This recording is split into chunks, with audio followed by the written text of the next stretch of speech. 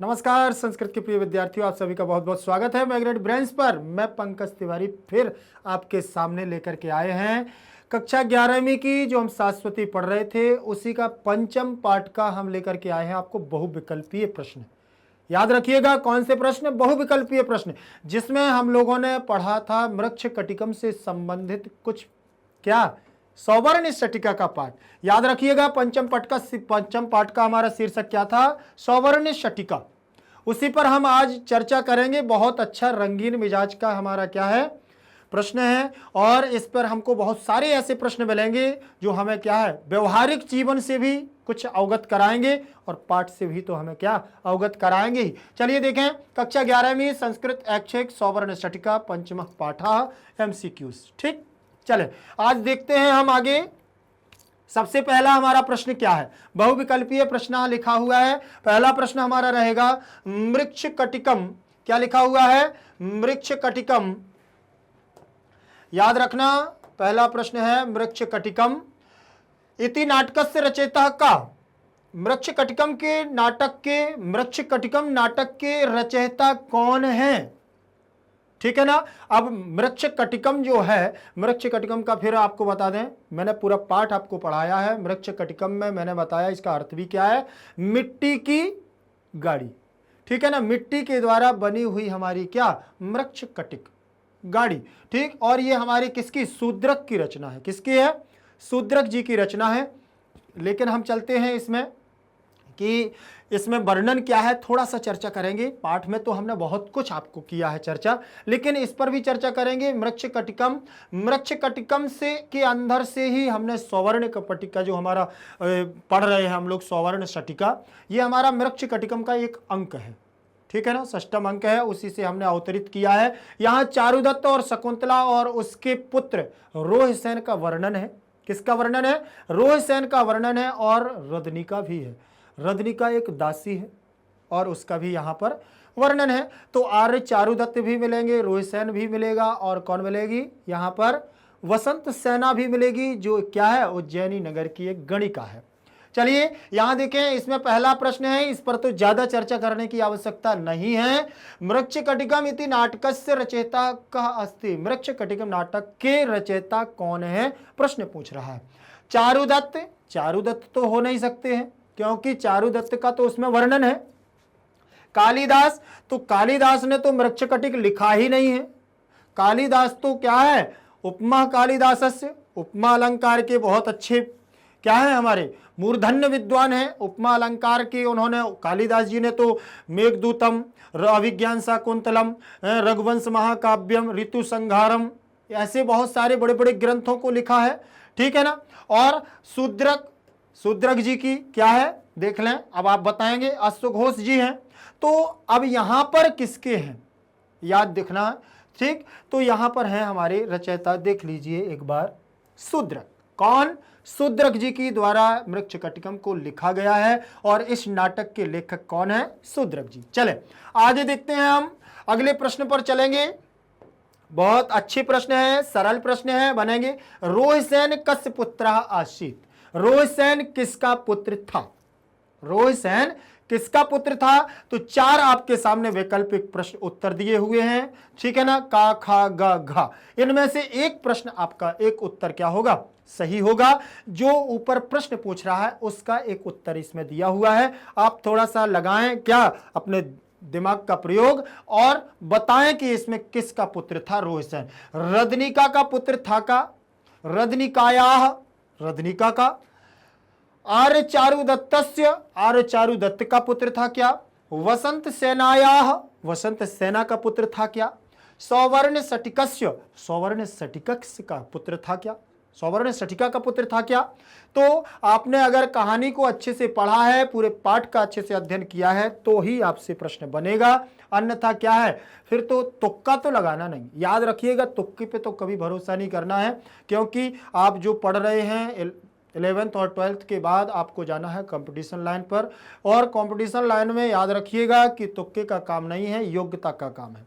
और योग्यता होगी तो हम उस कहाँ तक, उस चरम सीमा तक पहुंच पाएंगे जिसकी हमें उस लक्ष्य तक पहुंच पाएंगे, जो हमारे उद्देश्य की प्राप्ति है वहां तक हम पहुंच पाएंगे। इसीलिए अपनी योग्यता पर विश्वास रखिएगा। चलिए हम देखें, इसमें इसका आंसर होगा हमारा ख नंबर। कौन सा प्रश्न होगा सही? क्योंकि आर्य चारुदत्त का पुत्र ही रजनिका था, वो सॉरी रोहिसेन थी, रोहिसेन था, और रजनिका तो दासी थी, वसंत सेना तो गणिका थी, और सौवर्ण सटिका जो है सोने की क्या थी, गाड़ी थी, बैलगाड़ी थी। तो किसका पुत्र था? आर्य चारुदत्त का पुत्र था रोहिसेन। ठीक, ये प्रश्न समझ में आया। कस्य किसका रूप है, ये भी मैं आपको यहां प्रश्न बताऊंगा कि कस्य किसका रूप है। तो किम का रूप है। किसका रूप है? किम। किम सर्वनाम रूप है जिसका अर्थ होता है क्या। ठीक, और षष्ठी विभक्ति का रूप है। और एक बार बता दूं कि ये हमारा बनेगा कह कम केन, कह कम केन, कस्मई, कस्मई, कस्मात, कस्मात, कस्यो, कस्मिन। ठीक है ना, ये इस प्रकार से कह कम केन कस्मै कस्मात कस्य कस्मिन, कह कम केन कस्मै कस्मात कस्य कस्मिन। एतत् के रूप चलेंगे, यद के रूप चलेंगे, यह यम येन अस्मै अस्मात यस्य यस्मिन, बन जाएंगे रूप, ऐसे बनेंगे। एतत् के एसह एतम एसह एतम एतेन एतस्मै एतस्मात एतस्य एतस्मिन, इस प्रकार से। फिर सर्व के रूप चलेंगे। सर्व भी तो हमारा क्या है, सर्वनाम रूप है। तो सर्वः, सर्वम, सर्वेण, सर्वाई, सर्वस्मयी, सर्वस्मात्, सर्वस्य, सर्वस्मिन, इस प्रकार से सर्वनाम रूप चल जाएंगे। सब एक समान होते हैं, परेशान नहीं होना पड़ता। बस एक बार हम उसका क्या है तरीका और नियम को देख लें, सारे हमसे सारी चीजें बन जाएंगी। बहुत ज्यादा टेंशन दिमाग पर लेना नहीं है और पढ़ते रहना, पढ़ते रहेंगे। अगर बार बार हम उसका प्रयास करेंगे तो निश्चित है कि हम एक दिन उसमें क्या है सफल हो जाएंगे। चलें देखें, रोहिसेन किसका पुत्र था? देख लिए, पता चल गया आपको ये कहां का रूप है, षष्ठी विभक्ति कस्य। ठीक है, किसका पुत्र है, इसीलिए तो का अर्थ निकल रहा है। ठीक, आर्य चारुदत्त का पुत्र है रोहिसेन। चले आगे, आगे देखते हैं अगला प्रश्न। दूसरे प्रश्न के बाद उसी क्रम में हम चलेंगे। बहुविकल्पीय प्रश्न चल रहे हैं और बहुत ही परीक्षा से संबंधित प्रश्न है ये, ठीक है ना। और जो हमारा पंचम पाठ है सौवर्ण शटिका, इसमें रोहिसेन की ही पूरी भूमिका है, क्योंकि उसने क्या कर लिया, अपने पड़ोसी में रहने वाले स्वामी, जो पड़ोसी घर का स्वामी था, उसके पुत्र को सोने की गाड़ी लिए हुए देख लेता है रोहिसेन। अब उसी पर क्या हो जाता है, अडिग हो जा, नहीं चाहिए तो सोने की गाड़ी है। लेकिन आर्य चारुदत्त तो निर्धन थे, धनहीन थे, धन नहीं था, हृदय से बड़ा था लेकिन पैसों से क्या है, धनहीन था। धन से क्या था, हीन था, गरीब था, इसीलिए उसके पास सोने से बनी हुई बैलगाड़ी तो रजनिका जो दासी थी वह मिट्टी की सटिका बना करके, गाड़ी बना करके उसको देती है। लेकिन क्या है, वो मना कर देता है और नहीं, वो कहता है सोने की गाड़ी चाहिए। इसी पर ही रोहिसेन की ही पूरी चर्चा होने वाली है। देखें, पूरे पाठ में हमने की है, याद रखिएगा। आप पूरे पुराने वीडियो को देखेंगे और उसको पढ़ेंगे तो बहुत सारी चीजें मिलेंगी। रोहिसेन देखें आर्य चारुदत्त का पुत्र है। अगला प्रश्न हमारा रहेगा, सौवर्ण शटिका अत्र कह समासा। सौवर्ण शटिका, सौवर्ण शटिका में कौन सा, अत्र माने यहां, कह माने क्या, समास है, कौन सा समास है? सौवर्ण शटिका में कौन सा समास है? किसकी शटिका? स्वर्ण की शटिका, ठीक है ना। तो आप देखें, कर्मधारय समास, द्वंद्व समास, तत्पुरुष समास और अव्ययीभाव समास।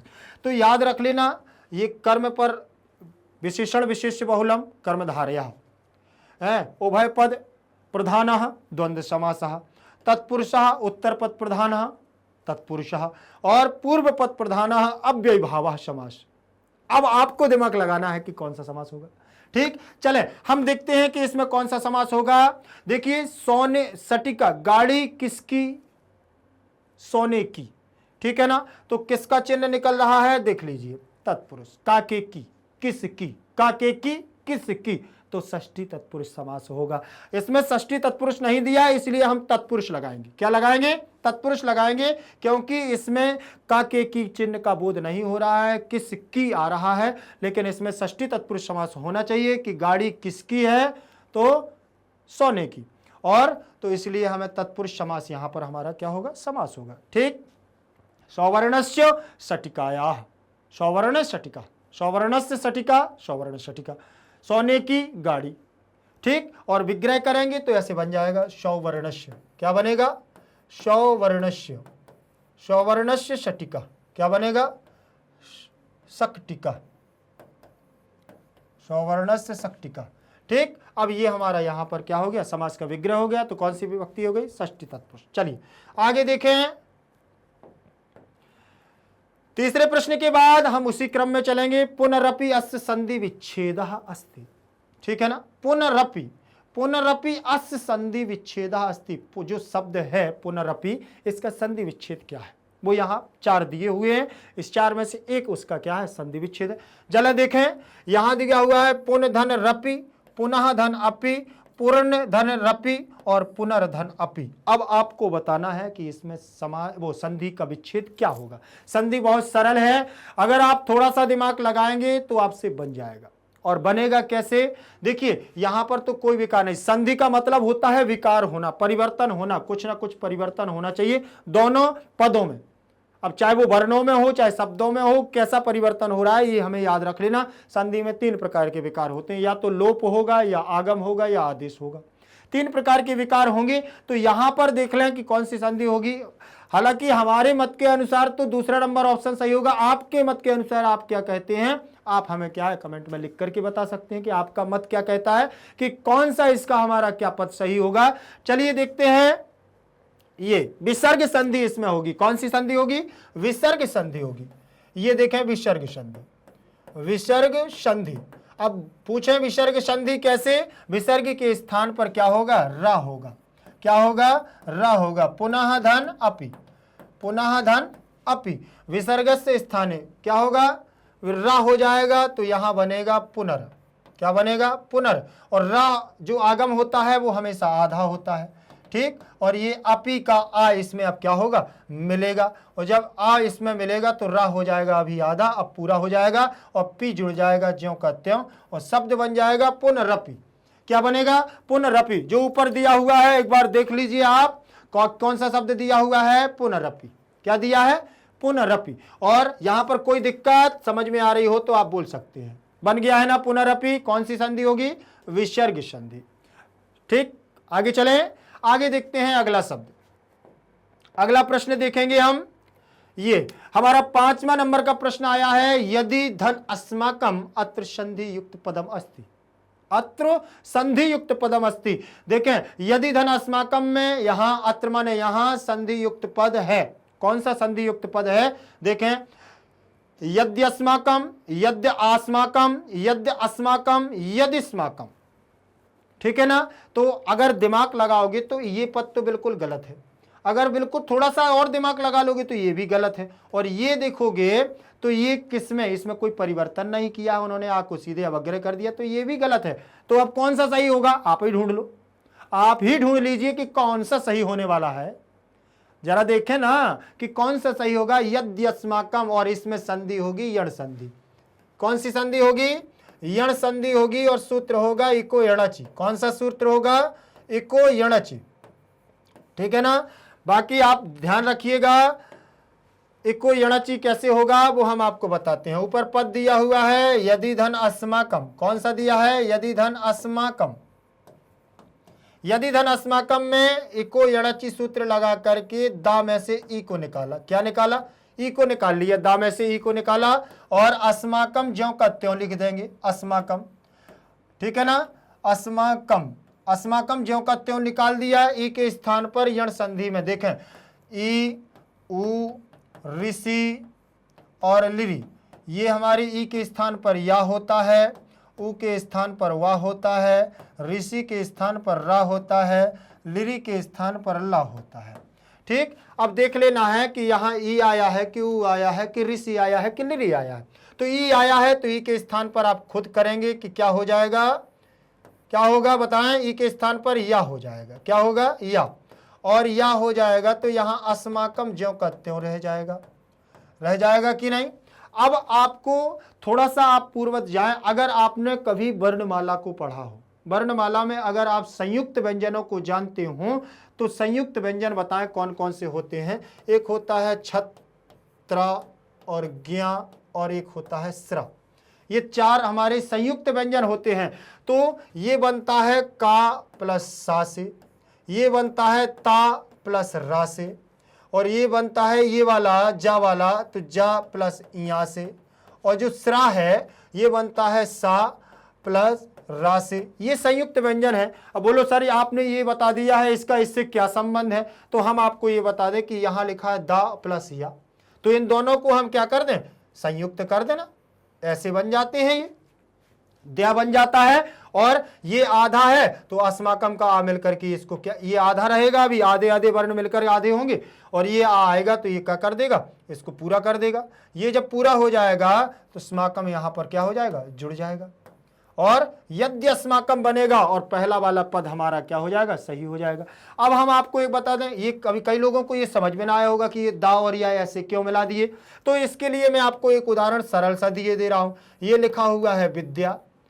जब आप विद्या ऐसा लिखते हैं तो आपने कभी किसी से ये पूछा है कि विद्या ऐसे क्यों लिखते हो, ऐसे लिखो, ठीक, क्योंकि दा और या मिलकर के द्या बनाता है, यही विद्या है, ठीक। और इसको संयुक्त व्यंजन में इसलिए नहीं जोड़ा गया है क्योंकि चाहे विद्या ऐसे लिखो चाहे ऐसे लिखो, दोनों का अर्थ एक सा निकलता है, कोई दिक्कत नहीं जाती है, ठीक है ना। और इनको भी पूछ लो कि इनको क्यों नहीं लिखते हैं अलग अलग, इनको भी तो लिख सकते हैं, तो इनको देख लो एक बार कि अगर ये संयुक्त व्यंजन ना होते तो भाषा में कितना कचड़ा हो जाता, जरा वो भी देख लें।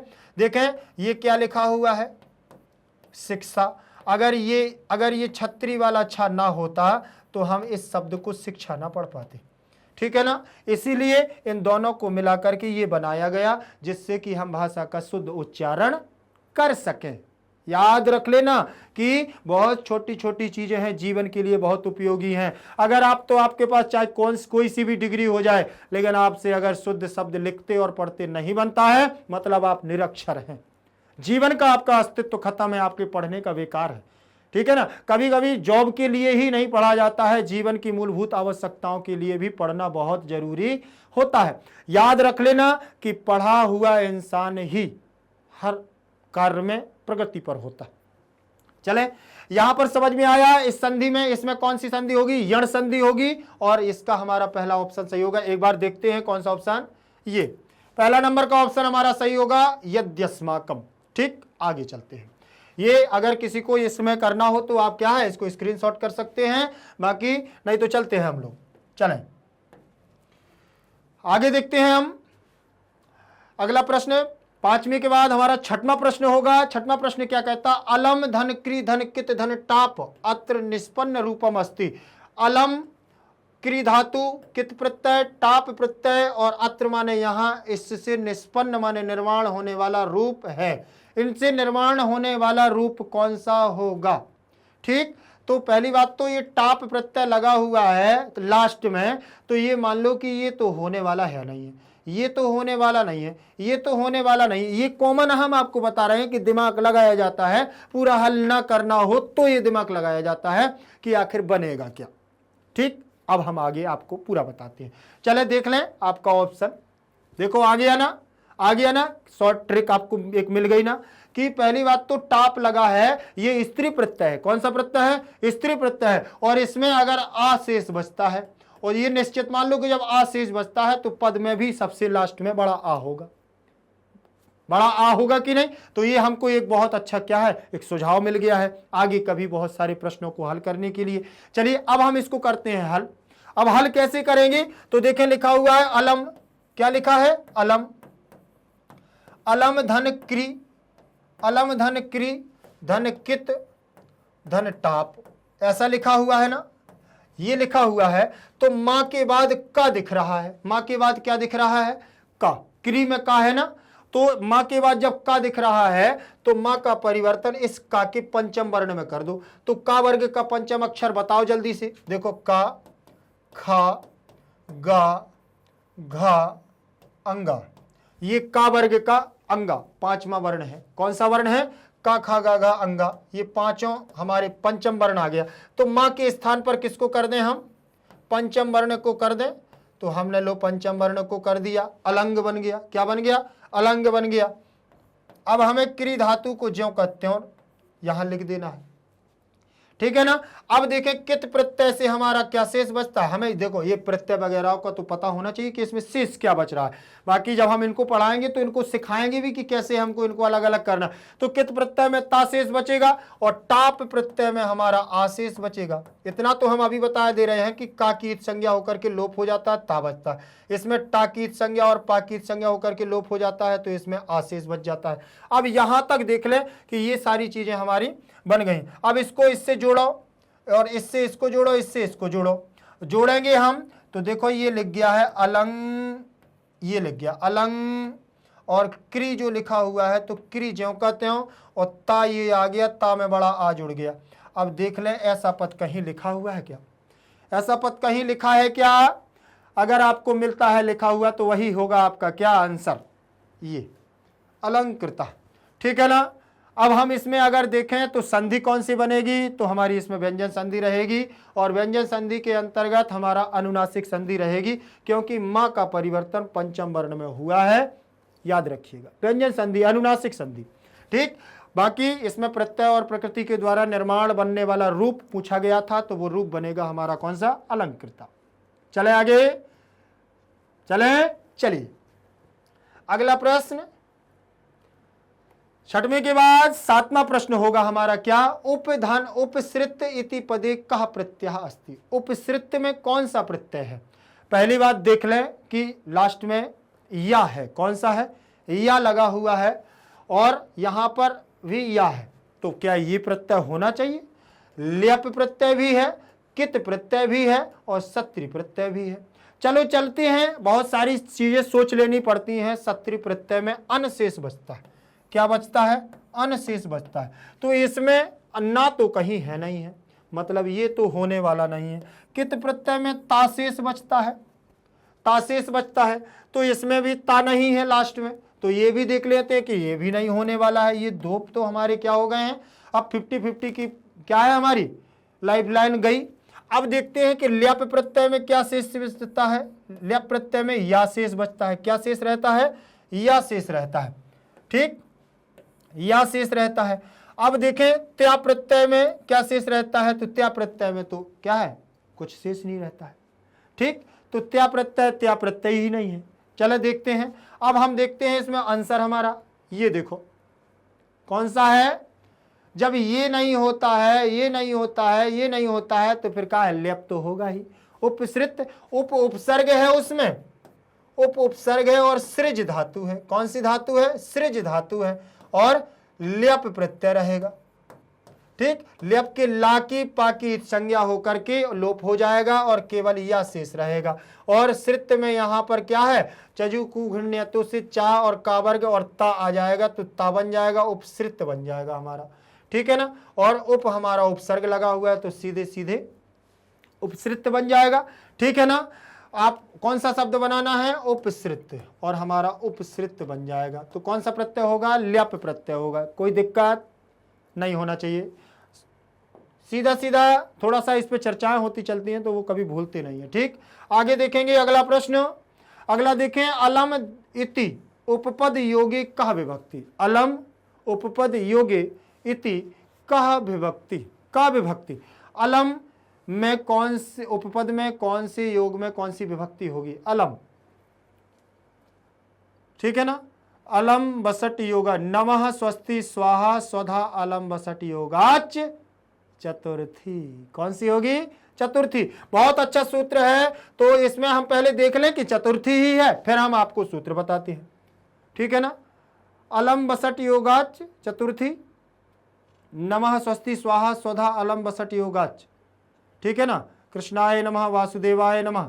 ठीक है ना। ये प्रथमा विभक्ति नहीं होगी। अच्छा एक मिनट, अलम में कौन सी विभक्ति है ये पूछ रहा है, योगे, योग में, अलम के योग में कौन सी विभक्ति है, तो जैसे फलम वैसे अलम, इसीलिए यहाँ क्या है, प्रथमा विभक्ति है।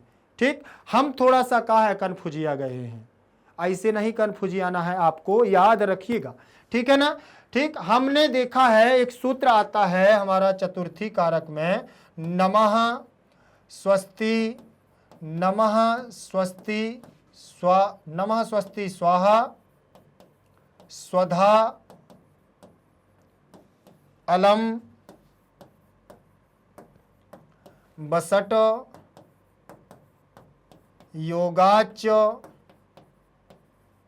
चतुर्थी। चतुर्थी ये सूत्र है, और इस सूत्र के आधार पर जहां नमा होता है, जैसे गणेशाय नमः चतुर्थी, स्वस्ति नमः स्वस्ति स्वाहा, इसमें भी क्या है बोले चतुर्थी लगती है। स्वाहा की योग में भी चतुर्थी लगती है, ठीक। स्वधा की योग में, अलम की योग में, बसट की योग में, इनके योग में चतुर्थी विभक्ति लगाई जाती है। तो मैं समझ बैठा कि अलम की योग में कौन सी विभक्ति लगती है, लेकिन वो पूछ रहा है कि अलम पद है जो वो किस रूप में, किस विभक्ति में बनता है।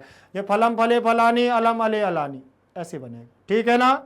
फलम फले फलानी प्रथमा एक बहुवचन का रूप होगा, इसीलिए ये आंसर हमारा क्या है, प्रथमा ही होगा, ठीक। क्षम्यताम क्षम्यताम क्षम्यताम, हमने सोचा आपको कि चतुर्थी बताएं, लेकिन निकला इसका प्रथमा। तो याद रखिएगा कि कौन सी होगी, सूत्र के आधार पर नहीं है, अलम के योग में नहीं चतुर्थी होगी। यहां पर अलम रूप के बारे में पूछ रहा है कि कौन से उसमें होगी। चले, तो प्रथमा विभक्ति इसमें होगी। चले आगे चले हम, अगला प्रश्न है आर्यायाः इति पदस्य विलोम पदम किम। आर्यायाः इति पदस्य विलोम पदम किम, ठीक। आर्यायाः, आर्या का विलोम पद क्या होगा, आर्यम की आर्यस्य, अनार्या और आचार्यस्य, क्या होगा, आर्य और आर्या। आप खुद बता दें कि क्या होगा, बताएं जल्दी से। आचार्यस्य होगा कि आर्यस्य होगा, आर्यम होगा, क्या होगा, आर्यायाः। यहाँ किसके लिए कहा गया है, पहले देख लें कि उसमें कौन सी विभक्ति लगी हुई है, स्त्रीवाची, स्त्री के लिए आर्याया कहा गया। अब उसका हमें विलोम देखना है, तो कौन सा आ जाएगा हमारा, देख लें, ठीक है ना। अनार्या, क्या होगा हमारा, अनार्या, अनार्या। विलोम पद ढूंढ रहा है, विलोम पद। अब ऐसा नहीं कि पुल्लिंग के भांति हम उसको कह दें कि आर्यम हो जाएगा, आर्य के लिए नहीं। यहां देखा अनार्या आर्या, आर्या अनार्या, आर्य और अनार्य की बात कर रहा है, तो हमारा ग नंबर ऑप्शन क्या हो जाएगा, सही हो जाएगा विलोम पद के लिए।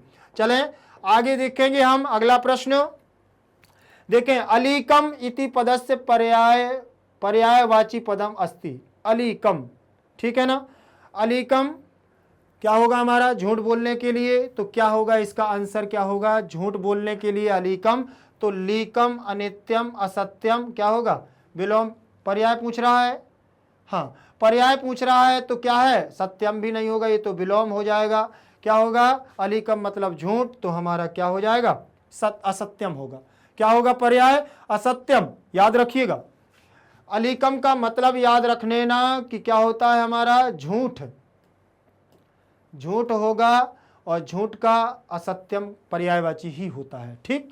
चले आगे देखें, अगला प्रश्न हमारा क्या होगा, 10वें के बाद 11वां। सौवर्ण सटिका पाठ कस्मात् ग्रंथात् उद्धृता। सौवर्ण सटिका पाठ कस्मात् माने किस ग्रंथ से उद्धृत है, किस ग्रंथ से लिया गया है, बताने की आवश्यकता तो नहीं है, लेकिन फिर भी हम आपको बता रहे हैं, आप भी हमें बताएंगे कि क्या है।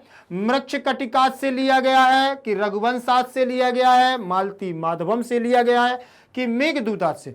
अब यहां देखें पंचमी विभक्ति लगी हुई है सब में, रामात रामात रामात रामात, मृच्छकटिकात्, रघुवंशात्, मालती माधवात और मेघदूतात। किस से का चिन्ह आ रहा है, तो किस से अलग किया गया है सौवर्ण सटिका, तो बताने की जरूरत है। रघुवंश में तो हमारे 31 रघुवंशी राजाओं का वर्णन है, राम का वर्णन है। मालती माधव में मालती और माधव की कथा को वर्णन है। मेघदूतम में यक्ष और यक्षुणी की कथा का वर्णन है। मृच्छकटिकम में वसंत सेना और चारुदत्त की कथा वर्णित है, और जिसमें रोह सेन के पुत्र द्वारा सौवर्ण सटिका के लिए हट किया जाता है। तो इसका आंसर होगा हमारा क्या, देख लें जरा, का नंबर आंसर होगा, क्या होगा, का नंबर आंसर हमारा सही होगा। और याद रखना कि बहुत सारे प्रश्न ऐसे ही बनते रहेंगे। चले आगे देखते हैं हम अगला प्रश्न। अगला प्रश्न देखेंगे हम कौन सा होगा हमारा, ये 12 नंबर का हमारा प्रश्न होगा। 12 नंबर का प्रश्न होगा, एक बार इसको अच्छे से पढ़िए और पढ़ने के बाद फिर इसको आप सोचिएगा, ठीक है ना। चलिए पढ़ा, पढ़ने के बाद, रदनिका कीदृशी सटिका रोहसेनम दत्तवती। रदनिका किस प्रकार की सटिका रोहसेन को देती है, ठीक है ना। प्रश्न क्या कह रहा है कि रदनिका कीदृशी किस प्रकार की सटिका माने गाड़ी, रोहसेनम माने रोहिसेन को दत्तवती माने देती है। अब रोहिसेन को क्यों कहा, क्योंकि यहां द्वितीय विभक्ति लगी रोहिसेनम, ठीक है ना, रामम रोहिसेनम। तो रोहिसेन को तो किस प्रकार की गाड़ी देती है, चर्मस्य चमड़े की गाड़ी देती है क्या, ताम्रस्य ताम्र की गाड़ी देती है क्या, स्वर्णस्य स्वर्ण की, कि मृत्तिकायाः की मिट्टी की कैसी गाड़ी देती है, बताएं जल्दी से। चलिए आंसर रहेगा डी नंबर, कौन सा, डी, घ नंबर हमारा आंसर होगा कि रजनिका रोहिसेन को कौन सी गाड़ी देती है, मिट्टी की गाड़ी, क्योंकि रजनिका दासी है और आर्य चारुदत्त धनहीन है, उनके पास स्वर्ण नहीं था, इसीलिए मिट्टी की ही गाड़ी बैलगाड़ी बना करके उनको दी जाती है। इसमें षष्ठी विभक्ति, इसमें षष्ठी, इसमें षष्ठी और इसमें भी मृत्तिका शब्द स्त्रीवाची है, इसलिए मृत्तिकायाः बना हुआ है। क्या बना, मृत्तिकायाः, ठीक है ना। आगे चलते हैं और यहां पर तो कोई दिक्कत नहीं जा रही ना, की दृष्टि माने किस प्रकार की, सटिका माने गाड़ी, रोहिसेनम माने रोहिसेन को दत्तवती माने देती है। चले आगे, अगला प्रश्न हमारा होगा 12 नंबर के बाद 13 नंबर का। अनलंकृत शरीरोपि चंद्रमुखम आनंदयति मम हृदयम इति कह उक्तिवती, ठीक है ना।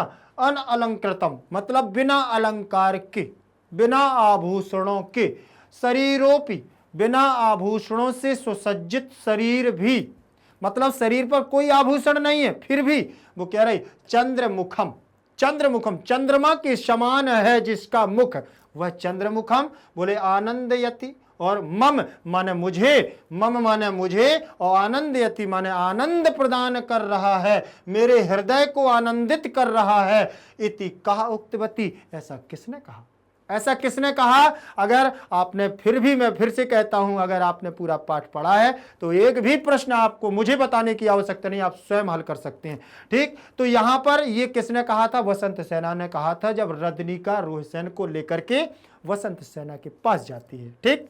चलिए यहां देखें, वसंत सेना, रजनिका, धूता, मदनिका, कौन, वसंत सेना। और वसंत सेना है कौन, मैं आपको बता दूं, उज्जैनी नगर की कौन है, गणिका है, नाचने वाली है, वैश्या है, ठीक। तो ये बात भी आपको याद रखना है।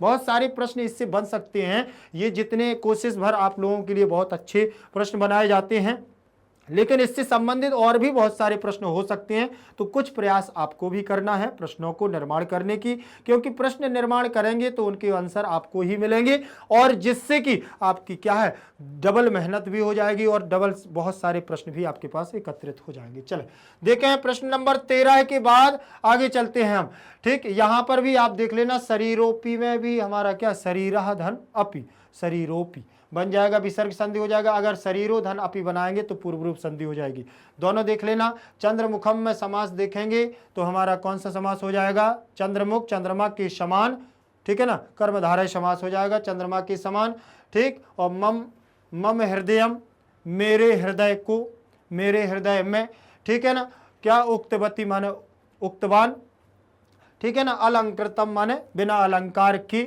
याद रखना। तो सारी चीजें हम क्या कर सकते हैं, एक एक चीज को अगर अलग अलग करते हैं तो हमको इसमें प्रश्न बहुत सारे मिल सकते हैं और ढूंढ भी सकते हैं। इसमें संधि मिल गई, इसमें समास मिल गया है, मम कहाँ का रूप है, ठीक है ना, मेरे हृदय को, ठीक है ना, अहम माम मया मह्यम मम मत मई, ठीक है ना, तो मिल जाएगी, ठीक। इस प्रकार से हमारा आंसर क्या होगा, एक बार देख लें, ठीक।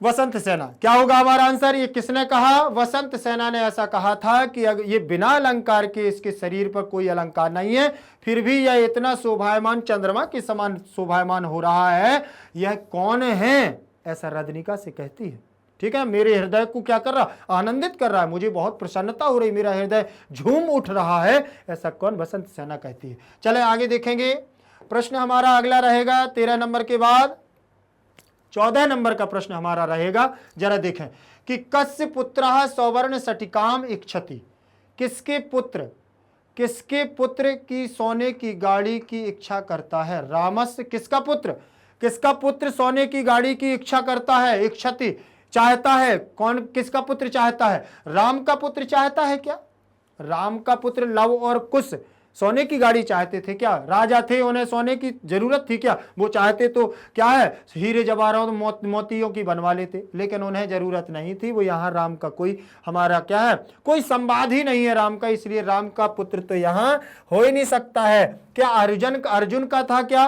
तो अर्जुन भी क्या थे, क्या थे, इंद्रप्रस्थ नगरी के राजा, ठीक है ना, तो उनको भी इसकी जरूरत नहीं थी। याद रखिएगा, रदनिकाया दासी थी, उसको क्या करना, सोने की गाड़ी, किसके पुत्र को, चारुदत्तस्य पुत्र, अर्जुन के पुत्र को नहीं, किसको, प्रद्युम्न को जरूरत नहीं थी, याद रख लेना, ठीक।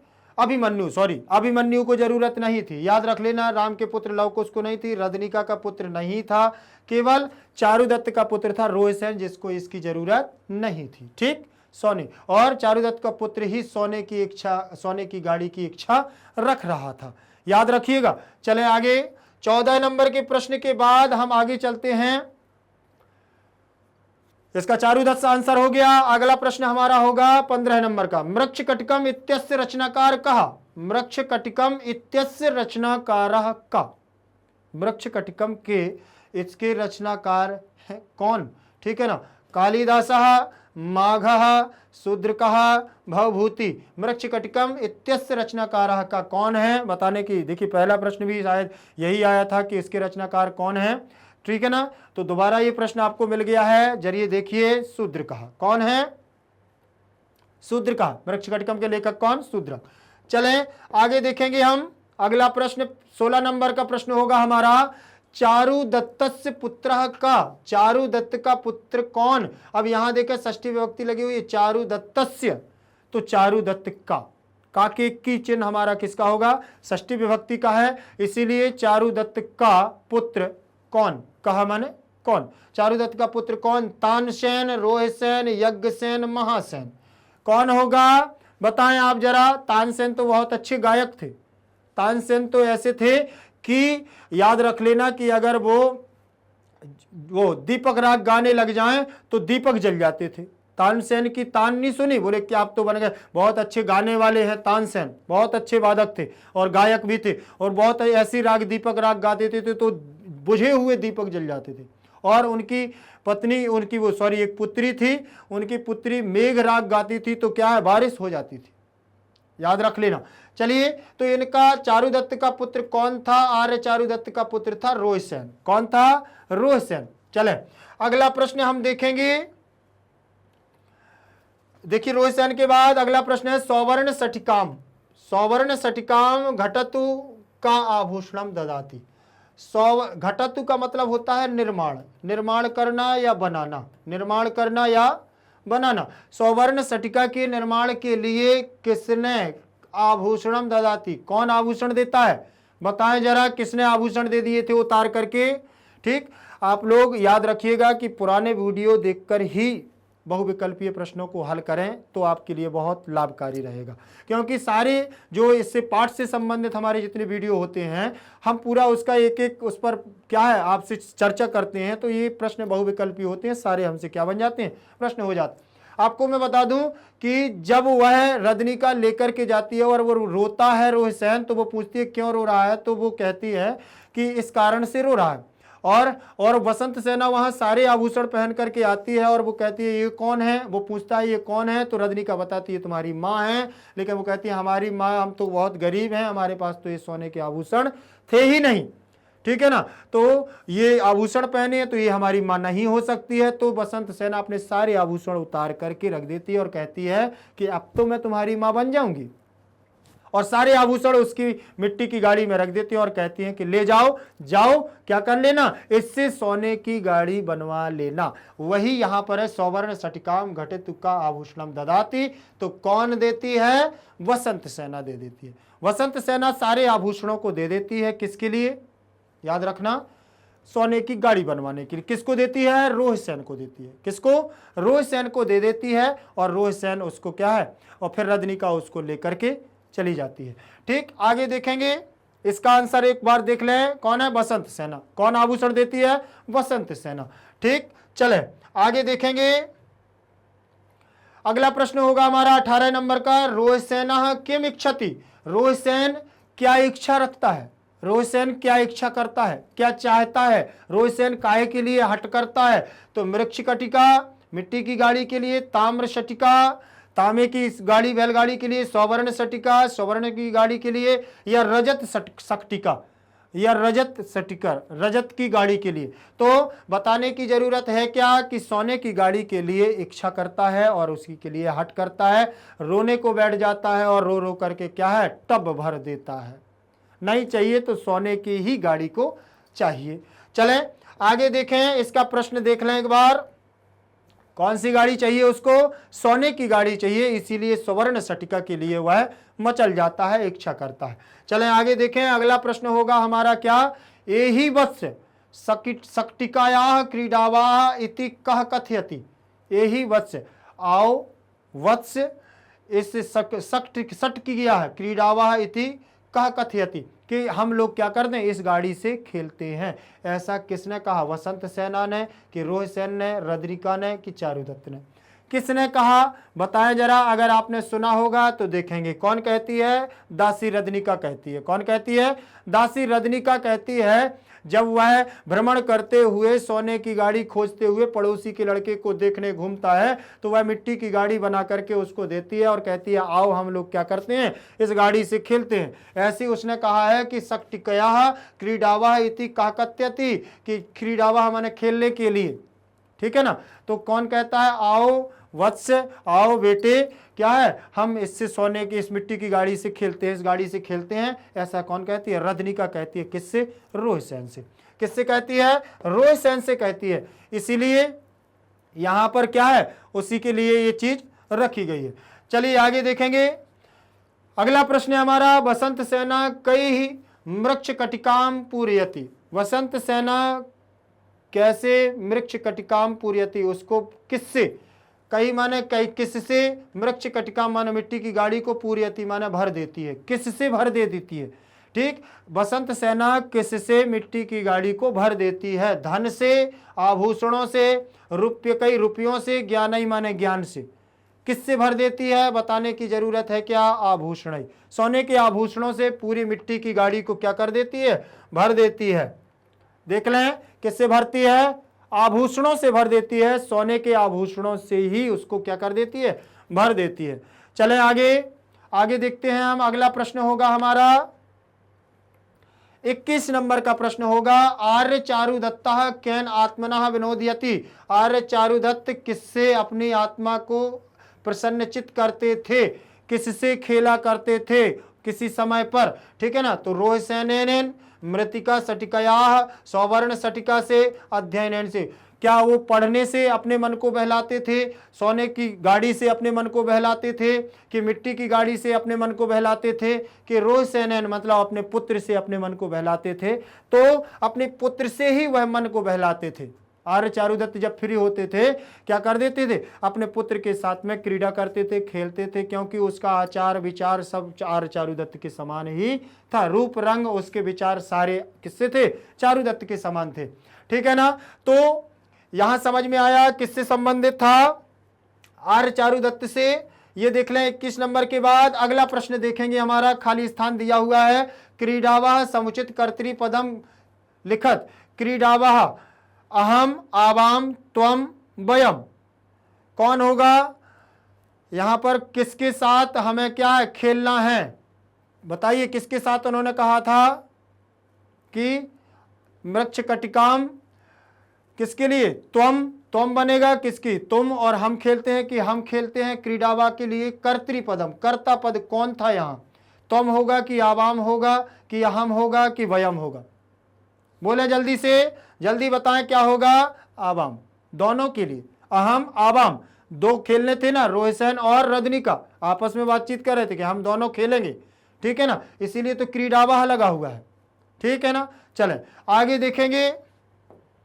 अगला प्रश्न है हमारा, अगला प्रश्न होगा हमारा 22 नंबर के बाद 23 नंबर, खाली स्थान दिया हुआ है, स्वर्ण शक्टिकयाः क्रीडस्यति समुचित कर्तृपद। इसमें भी कर्ता पद देखना है, क्रीडस्यसि लिखा हुआ है, तो कौन होगा, कर्ता के अनुसार क्रिया लगती है, तो यहां क्या होगा, क्या होगा, त्वम। कौन होगा, त्वम, याद रख लेना, कर्ता के अनुसार क्रिया लगती है तो कौन हो जाएगा, त्वम हो जाएगा। चले आगे देखें, अगला प्रश्न हमारा 23 नंबर के बाद अगला प्रश्न है 24 नंबर का। यहां देखें, खाली स्थान अलीकम भणसी समुचित कर्तृपदम, यहां पर भी कौन है कर्तृपदम, यूयम सह अहम त्वम, त्वम अलीकम भणसी कौन होगा, सी लगा हुआ है तो पठसी, ठीक है ना, तो तुम होगा, तुम झूठ बोलती हो, किसने कहा था, रोयसेन ने, किसके लिए, रदनिका के लिए कहा था, ठीक है ना, तो कौन होगा, तुम ही इसका आंसर होगा। चले आगे अगला प्रश्न देखेंगे, हम आगे देखते हैं उसी क्रम में।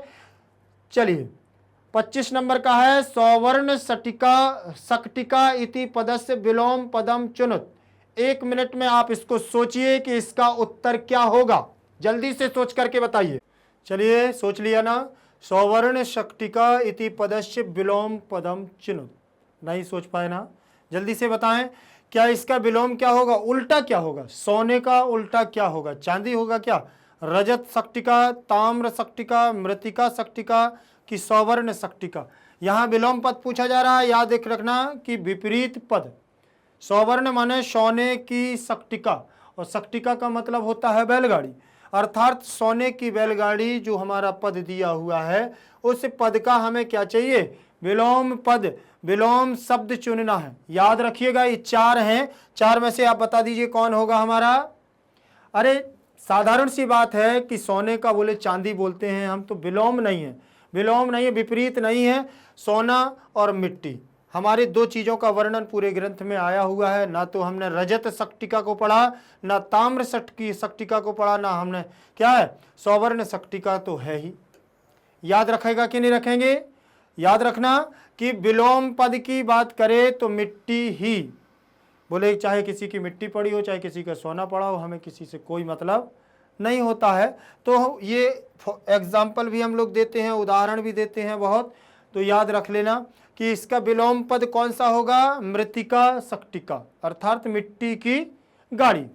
चलें आगे चलते हैं हम, 25वें प्रश्न के बाद हमारा अगला प्रश्न रहेगा 26वां हमारा प्रश्न देखें जरा, अलंकृता इति पदस्य, अलंकृता इति पदस्य विलोम पदम चिनुत।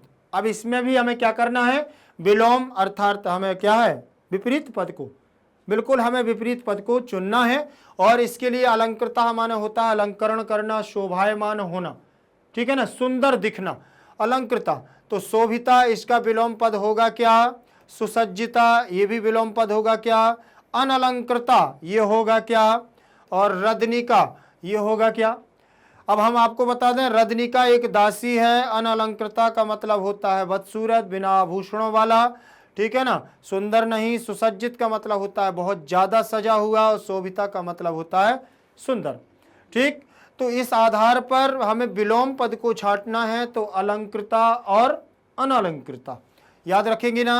26वां प्रश्न, 26वें प्रश्न का आंसर हमारा होगा, देख लीजिए कौन सा, अनलंकृता, अर्थात जिसे अलंकारों से आभूषणों से सुसज्जित न किया जाए वह अनलंकृता, और जिसे आभूषणों से सुसज्जित कर दिया जाए वो अलंकृता होता है। और कब देखिए इसमें बसंत सेना और रोयसेन की बात चल रही थी, तो बसंत सेना अनअलंकृता कब हो जाती है, जब रोयसेन कहता है, रोयसेन क्या कहता है कि हमारे पिता तो क्या है, निर्धन है, और हमारे पास तो धन नहीं है, लेकिन हमारी माँ आप हो, तो माँ के आधार पर देखा जाए तो इतना आभूषण हमारी माँ के पास नहीं था जितना आभूषण आपके पास है। तब वह अपने सारे आभूषणों को उतार करके मिट्टी की गाड़ी में रख देती है, तभी वह हो जाती है अनअलंकृता, ठीक, बिना आभूषणों वाली। तो अलंकृता का विलोम होगा अनअलंकृता, ठीक, याद रहेगा। अगला प्रश्न हमारा रहेगा, याद है 26 के बाद 27वां प्रश्न कौन सा होगा, 27वां प्रश्न होगा। 27वां प्रश्न देखें, दारकः इति पदस्य पर्याय पदम लिखत।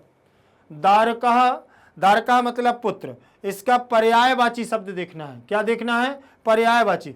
तो बालकः होगा क्या, पिता होगा क्या, जननी होगा क्या, माता होगा। माता, दारका माने पुत्र होता है, मैंने आपको बता दिया। अब पुत्र से आप क्या इसमें पर्यायवाची लगा रहे हैं, पिता पुत्र के समान होता है क्या, नहीं होता, मतलब ये पर्यायवाची नहीं होगा। जननी होगा क्या, नहीं होगा। माता होगा क्या, नहीं होगा। तो क्या होगा आप देख लीजिए, बालका। बालक जो शब्द है यह पुत्र से संबंधित है, इसलिए बालका है, ये हमारा क्या होगा, पर्यायवाची शब्द होगा दारका का।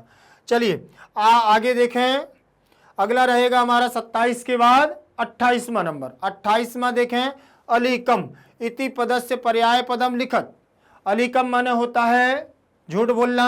अब इसका हमें क्या करना है, पर्यायवाची देखना है। पर्यायवाची झूठ का क्या होगा, यहां देख लें, नीति नीतिवान, नीति से चलने वाला, असत्यम माने झूठ बोलने वाला, अमिथ्या, ठीक है ना, जो मिथ्या नहीं बोलता है वो अमिथ्या, और सत्यम माने सत्य। तो यहां पर विलोम नहीं पूछा जा रहा है, पर्याय पूछा जा रहा है।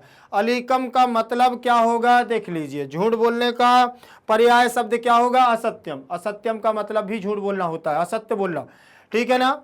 तो विलोम पर्यायवाची भी आपको याद रखना है। विलोम शब्द पर्यायवाची भी आपके प्रश्नों से क्या है, प्रश्नों में, परीक्षाओं में पूछे जा सकते हैं। अगला प्रश्न होगा हमारा जात। जात कार्य स्वर्ण सटिकाम इति पदस्य उक्तवती, मतलब जाओ निर्माण करवा लो सोने की सटिका, मतलब जाओ तुम सोने की गाड़ी को बनवा लो, ऐसा किसने कहा।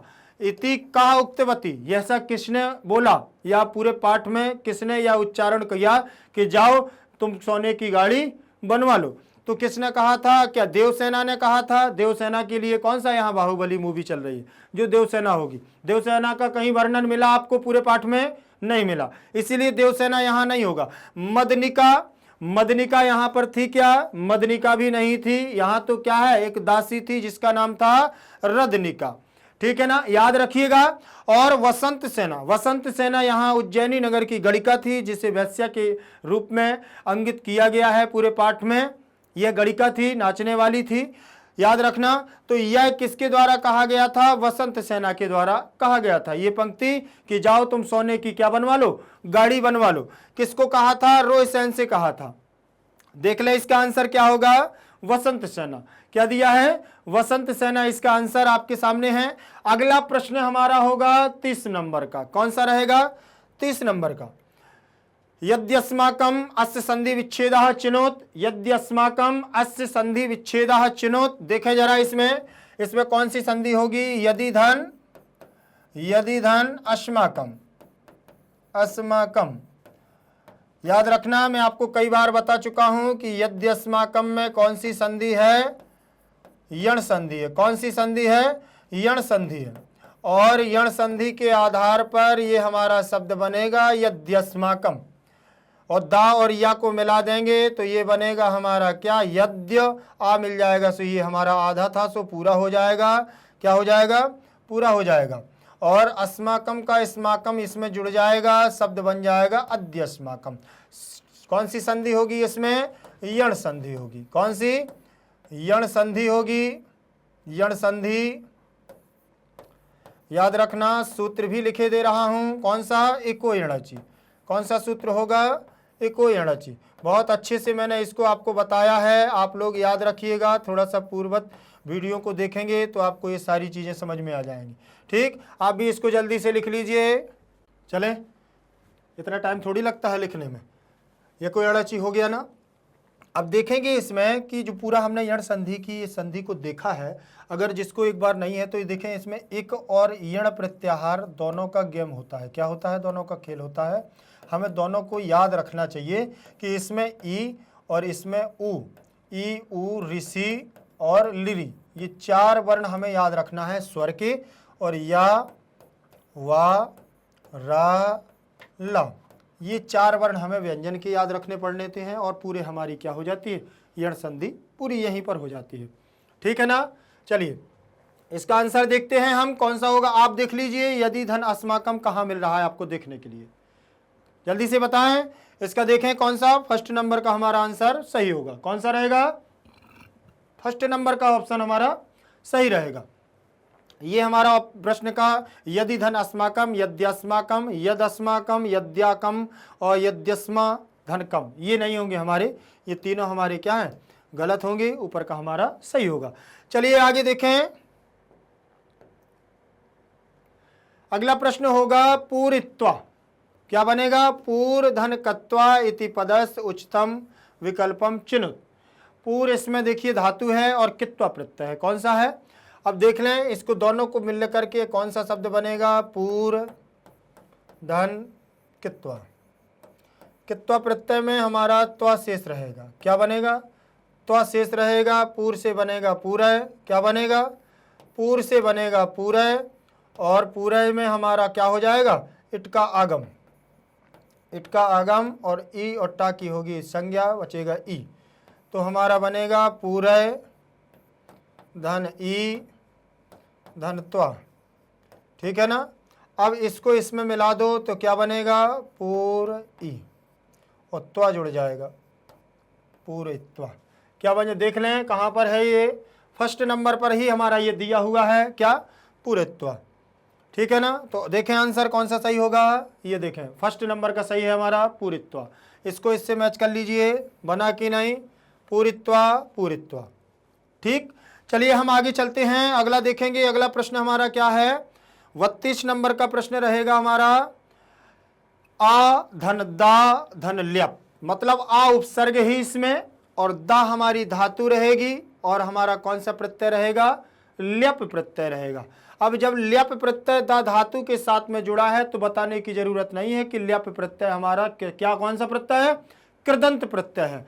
ठीक, प्रत्यय हमारे 3 प्रकार के होते हैं, एक कृदंत होता है, एक तद्धित होता है, ठीक, और एक हमारा स्त्री प्रत्यय भी होता है जो पुल्लिंग वाची से स्त्रीवाचियों को, वैसे तो प्रत्यय कृदंत और तद्धित ही होते हैं, संज्ञा सर्वनाम और विशेषण में जुड़े जाने वाले प्रत्यय तद्धित होते हैं, धातुओं में जुड़ने वाले प्रत्यय हमारे क्या होते हैं, कृदंत प्रत्यय होते हैं।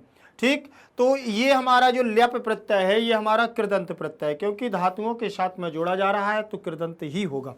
कृदंत का मतलब ही कृत प्रत्यय होता है। चलिए देखेंगे, दा धातु में आ जुड़ेगा तो पहली बात तो बनेगा आधा, क्या बनेगा, आधा। अब ल्यप प्रत्यय में देखें, ल्यप में लकार की और पकार की होगी इत संज्ञा, लसक्वत तद्धिते और हलंत्यम। ला की इत संज्ञा होगी लसक्वत, लसक्वत तद्धिते से ला की इत संज्ञा, ये ला सा का वा और तद्धित आदि की क्या करता है, इत संज्ञा करता है। पा की इत संज्ञा होगी हलंत्यम, हलंत्यम। ठीक, और हलंत्यम इन दोनों से हो जाएगी इत संज्ञा, और इत संज्ञा जिसकी होती है उसका होता है क्या, लोप। तो लोप करने के लिए कौन सा सूत्र आएगा, तस्य लोपा। कौन सा सूत्र आएगा, तस्य लोपा। और जब ये लोप कर देगा तो हमारा शेष क्या बचेगा, आधा धन या, और दोनों को करेंगे वर्ण सम्मेलन कृत्य, क्या बनेगा, आदाय, क्या बनेगा, आदाय। तो आदाय आप देख लीजिए कहाँ पर लगा हुआ है, ठीक है ना, आदाय बनेगा कि आदाय बनेगा, ये बस देख लेना है आपको। चलिए देख लीजिए, ये देखें आदाय क्या बना हमारा, आदाय। दूसरे नंबर का ऑप्शन हमारा क्या हुआ, सही हुआ। इससे जरा आप क्या है मिला लीजिए, सही है ना हमारा आदाय। तो आदाय आपने देखा कि कैसे बनेगा, ल्यप प्रत्यय। हमें प्रत्ययों को ध्यान रखना है कि किस प्रत्यय में कौन सा शेष बचता है, सबसे महत्वपूर्ण होता है प्रत्यय का शेष बचना। बहुत सारे प्रत्यय होते हैं, चलिए शॉर्टकट में थोड़ा सा हम बता देते हैं आपको। जैसे कित प्रत्यय होता है तो कित प्रत्यय में ता शेष रहता है, सत्री प्रत्यय होता है तो सत्री प्रत्यय में हमारा अत शेष रहता है, सानच प्रत्यय होता है, सानच प्रत्यय में हमारा क्या बचता है, आन शेष बचता है। ठीक, आन शेष रहता है। तब्यत प्रत्यय में देख लें, तब्यत, तब्यत प्रत्यय में हमारा तब शेष रहता है। और अनियर प्रत्यय में हम देख लेंगे अनियर, अनियर प्रत्यय में अनीय शेष रहता है, अनीय शेष रहता है, ठीक है ना, अनीय। और कित्वा प्रत्यय में त्वा रहता है, कित्वा प्रत्यय में क्या रहता है, त्वा रहता है शेष। कितिन प्रत्यय में देख लें, कितिन प्रत्यय में, इक्तिन प्रत्यय में हमारा क्या रहता है, का की और ना की संज्ञा होकर के ती शेष रहता है। ठीक, और क्या है, ल्यप प्रत्यय में आपको बताया है अभी क्या है, ल्यप प्रत्यय में, ल्यप प्रत्यय में या शेष रहता है। और देख लेंगे कौन सा प्रत्यय है हमारा, और भी जैसे तद्धित हो चाहे कोई भी हो, सब मिले हुए। जैसे मतुप प्रत्यय में, मतुप प्रत्यय में देखेंगे तो मत शेष रहता है, ठीक है ना। और क्या होता है, और कौन सा प्रत्यय, सत्री सानच हो गया है, तव्य तव्य अनियर प्रत्यय भी हो गया है, कित और कितवतु निष्ठा, कितवतु भी होता है, कितवतु, कितवतु में हमारा तवत शेष रहता है, क्या रहता है, तवत शेष रहता है। और बहुत सारे प्रत्यय हैं, स्त्री प्रत्यय में जैसे टाप प्रत्यय रहता है तो टाप में हमारा आशेष बचता है, गीस रहता है, गीस में हमारा ए रहता है, ई रहता है शेष, और गीन भी रहता है, ठीक, इसमें भी ई रहता है शेष, और गीप भी रहता है, गीप प्रत्यय भी रहता है, इसमें भी ई शेष बचता है, ठीक। तो बहुत सारे प्रत्यय हैं हमारे जिनमें शेष क्या रहता है, प्रत्यय और उनका बचे हुए शेष, ये प्रत्यय हैं और ये शेष बचना, शेष बचना। आप इनको क्या है, एक स्क्रीनशॉट जल्दी से कर लीजिए, इनको बहुत ज़रूरी होते हैं ये आप शॉर्टकट में इनको याद कर सकते हैं। तो किस कौन से प्रत्यय में क्या शेष रहता है, सत्री प्रत्यय में सत अत होता है और अत का क्या हो जाता है, अन हो जाता है। और यहाँ पर देखें आन रहता है, मतुब का मत, मत का बत हो जाता है, ठीक। तो ये सारी चीज़ें हैं, आन और यहाँ मान हो जाता है। चले इनको जल्दी से कर लीजिए, कोई दिक्कत आए तो आप बताइएगा हमें कि यहाँ पर क्या होना है क्या नहीं होना है, तो हम आपको बता भी जाएंगे, ठीक है ना। चलिए ये प्रत्यय थे, प्रत्यय को हमने देखा कि आ उपसर्ग पूर्वक दा धातु देने के अर्थ में है, दान देने के अर्थ में होती है, दा दाने चतुर्थी, ठीक है ना। दा दाने देने के अर्थ में चतुर्थी विभक्ति का प्रयोग होता है, और दा दाने हमारी जो है ये धातु याद रखने ना कि देने के अर्थ में होती है, और ल्यप प्रत्यय का विधान किया गया है इसमें, और इससे बना हमारा क्या, आदाय शब्द बन गया, ठीक है ना। चलिए आगे देखते हैं हम। ये हमारे बहुविकल्पीय प्रश्न चल रहे थे, और बहुविकल्पीय प्रश्नों के बाद याद रख लेना कि आज की क्लास हमारी रहेगी अब यहीं तक। इसमें हम लोगों ने बहुत सारे कितने द्वित्रिंशतः प्रश्नानाह क्या हल किए हैं, द्वित्रिंशतः मतलब 32 प्रश्नों को हल किया है, और ये हमारे वैकल्पिक प्रश्न थे जिनमें 4 इसके उत्तर थे। 4 उत्तर में से हमें एक क्या करना होता है, सही ढूंढना होता है। तो बहुविकल्पीय प्रश्नों के बाद हम आपके लिए बहुत सारे संग्रह करके प्रश्नों का लाएंगे वीडियो। इससे पहले हम अगले पार्ट के लिए भी चलेंगे। चलिए तो आपको मैं बता दूं कि हमारी जो मैग्नेट ब्रेन संस्था है आपको देती है बिल्कुल फ्री शिक्षा, निःशुल्क शिक्षा, योग्य शिक्षकों के द्वारा उच्च क्वालिटी की शिक्षा आपको प्रदान की जाती है, जहां आपको किसी भी प्रकार का पैसा नहीं देने होता है। याद रखिएगा कि आप किसी भी माध्यम से संबंधित हो, चाहे वो आपकी हिंदी मीडियम हो, चाहे इंग्लिश मीडियम हो, चाहे आप यूपी बिहार बोर्ड कहीं से भी संबंधित हों, तो आपको यहाँ पर दी जाती है बिल्कुल फ्री शिक्षा। तो बने रहिए हमारे साथ मैग्नेट ब्रेन्स पर। धन्यवाद।